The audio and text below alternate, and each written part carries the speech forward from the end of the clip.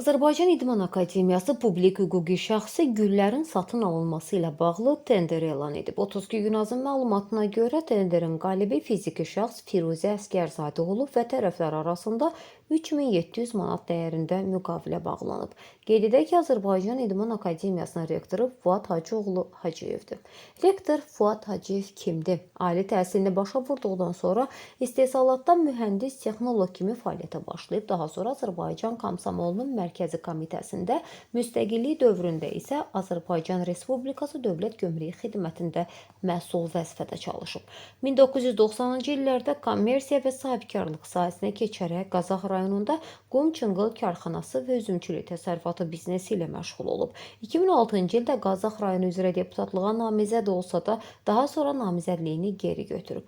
Ardınca 2006-15-ci illərdə Azərbaycan Respublikası Gənclər və İdman Nazirliyinin aparat rəhbəri vəzifəsində çalışıb.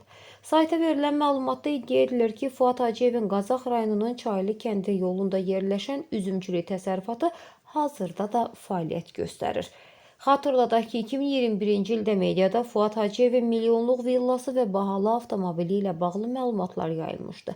Bildirilirdi ki, rektorun Xətai rayonunda yaşadığı mənzilinin yaxınlığında əlavə olaraq dəyəri təxminən 1 milyon manat olan daha bir villası mövcuddur. Bundan başqa onun 440 min manat dəyərində olan son model Range Rover markalı avtomobil aldığı da qeyd olunurdu. 10CN 394 dövlət nömrə nişanlı avtomobil həyat yoldaşı Cəmil İbrahimovanın adına rəsmiləşdirilib. Fuad Hacıyev isə avtomobili etibarnamə ilə idarə edir deyə məlumatda qeyd olunur.